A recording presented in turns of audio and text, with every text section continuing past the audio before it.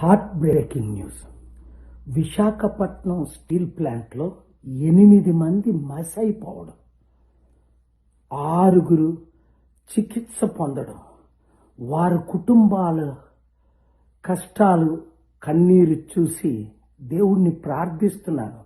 అసలు ఏ విధంగా దేవుడు వారికి ఆత్మ శాంతి కలిగించాలని మాటల్లో సరిపోదు.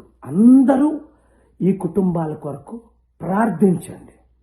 మీ అందరికీ తెలుసు, విశాఖపట్నం స్టీల్ ప్లాంట్ కొరకు గత 5 సంవత్సరాలుగా నేను ఆంధ్రప్రదేశ్ హైకోర్టులో ఫైట్ చేసి 8 లక్షల కోట్ల స్టీల్ ప్లాంట్ని అమ్మకుండా ఆంధ్రప్రదేశ్ హైకోర్టులో చీఫ్ జస్టిస్ ముందు, జస్టిస్ నరేంద్ర గారి ముందు, జస్టిస్ శేషాయి గారి ముందు నేనే వాదనలు వినిపించి ఇప్పటికి కూడా అమ్మకుండా కాపాడుతున్నాను.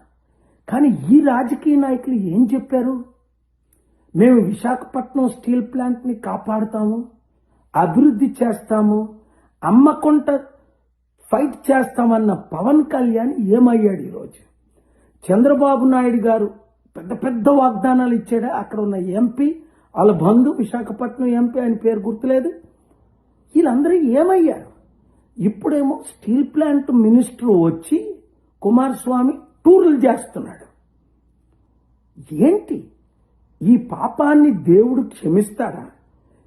ఇలాంటి ఘటన ఇంకొక దగ్గర ఏ దేశంలో అయినప్పటికీ రాజీనామా చేయకుండా ఉంటాడా? తక్షణమే స్టీల్ ప్లాంట్ కుమారస్వామి రాజీనామా చేయాలి.